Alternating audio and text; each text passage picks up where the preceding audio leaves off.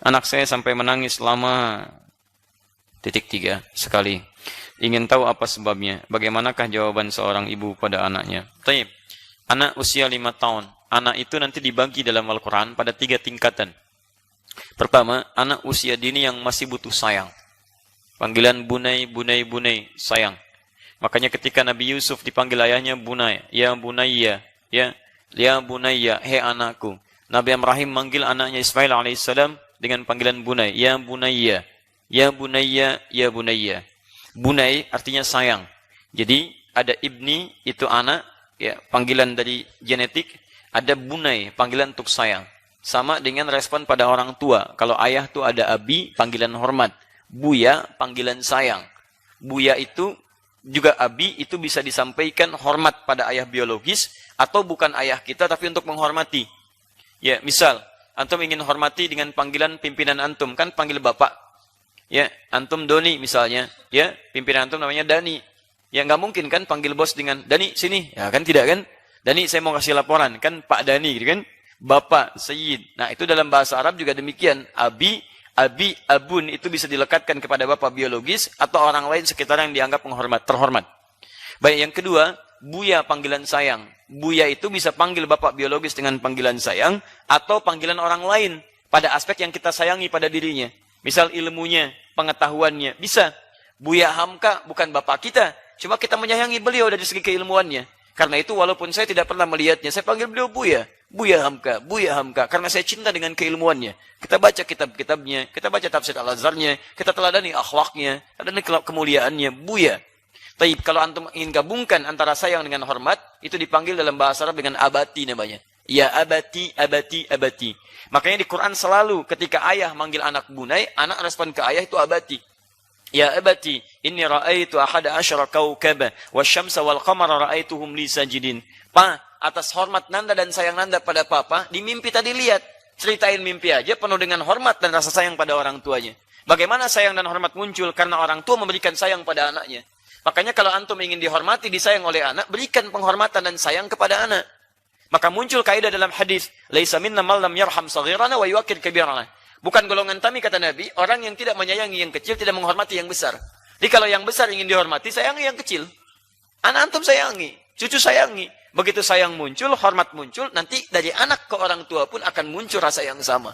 Jadi kalau antum misalnya tidak dapat penghormatan dari anak, jangan dulu marahi anak. Coba cek, coba apa yang telah antum berikan dalam perjalanan anak itu, sampai dia punya sikap demikian terhadap antum. Itu poin besarnya. Ditangisi dulu sikap antum sebelum antum memarahi anak atau hal-hal yang lainnya.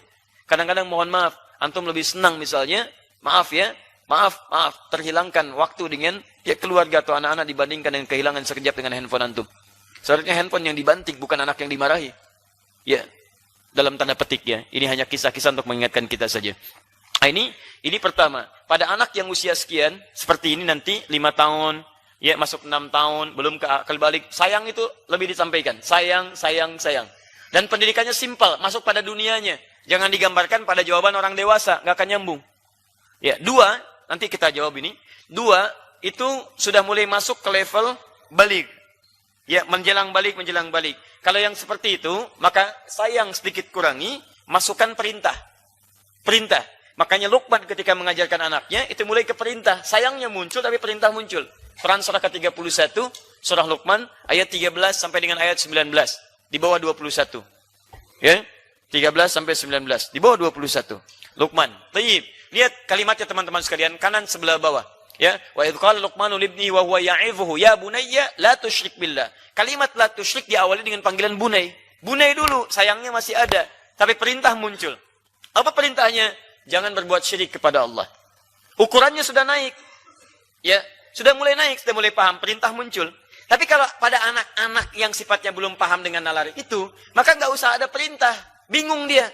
Jangan musik ya. Musik itu apa, Papa? Antum yang capek. Maka antum jangan libatkan perangkat di rumah yang mengajarkan dia pada kemusyrikan. Acara kartun yang dia tonton, TV yang dia lihat, jangan hadirkan nuansa kemusyrikan. Hadirkan yang acara-acara kebaikan, nilai-nilai keislaman, bacaan-bacaan dia jauhkan dari kemusyrikan, pakaian-pakaian dia jauhkan dari kemusyrikan, yang ditempel di dinding jauhkan dari kemusyrikan. Itu caranya. Menghadirkan pada anak yang di bawah level tadi.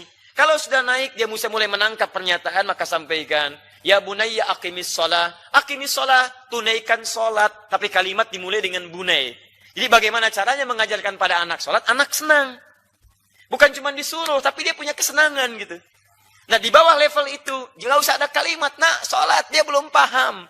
Antum belikan dia sejadah, antum punya sejadah. Suami paling depan, istri di belakangnya, anak kasih sejadah satu. Maka itu yang dilakukan Rasulullah SAW.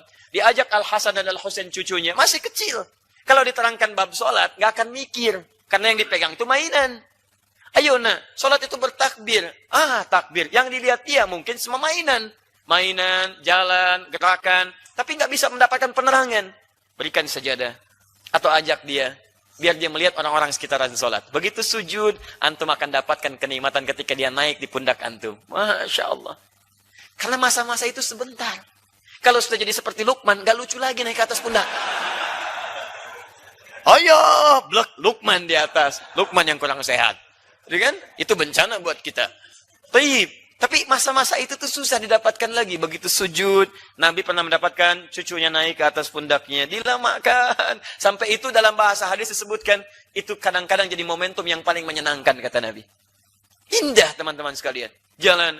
Kalau sudah nanti naik lagi, nah naik lagi sampai level setara. Artinya ada kematangan dalam nalarnya. Maka yang seperti itu, sayang dikurangi lagi, perintah dikurangi. Jadikan teman diskusi. Kalau dia sudah SMP kelas 3, SMA naik, apalagi di kampus, mohon maaf, itu perintah sudah harus dikurangi. Cara memerintahkannya, ajak dalam keadaan diskusi. Makanya Ismail, ketika falamma balagha ma'ahu sa'ya, ketika mulai dia nalarnya berfungsi dengan baik, bapaknya menyampaikan pesan, bukan perintah yang diberikan. Padahal mimpi. Quran surah 37, ayat 102 sampai 109. Perhatikan baik-baik. Nabi Ibrahim mimpi, dan mimpi seorang Nabi Rasul itu pasti wahyu. Wahyu, apa mimpinya? Melihat beliau menyembelih anaknya. Beliau tidak mempraktikkan perintah. Padahal bisa mengatakan, Ismail, lebih baik abi, siap-siap. Kemana? Sembelih. Bisa. Tapi ketika itu disampaikan dalam bentuk perintah, dia akan protes. Bagaimana caranya? Diajak dialog. Inni ra'aitu fil manami anni adzbahuka fanzur madza tara. Papa semalam mimpi. Papa menyembelih kamu. Bagaimana pendapat Ananda? Pendapat Ananda. Diminta pendapatnya. Dia ada dialog. Anak itu kadang-kadang minta pengakuan kalau dia dalam level yang lebih tinggi, lebih tinggi, lebih tinggi. Dan dia minta perhatian. Kalau antum tidak berikan pengakuan dan perhatian, maka demi Allah saya katakan, dia akan mencari perhatian dan pengakuan di luar rumahnya. Maka muncullah tindakan yang tidak antum harapkan itu. Dia hadir dalam suasana yang tidak menyenangkan, datang ke lingkungan yang dia ingin diakui di dalamnya. Dia ingin mendapatkan perhatian. Kadang-kadang orang di jalan, kumpul-kumpul sampai malam dan sebagainya. Mohon maaf. Kadang-kadang bukan karena dia nakal asalnya, karena dia butuh pengakuan. Atau dia kurang perhatian. Maka dari itu sebelum dia mencari keluar, antum berikan di dalam. Jelas sampai sini?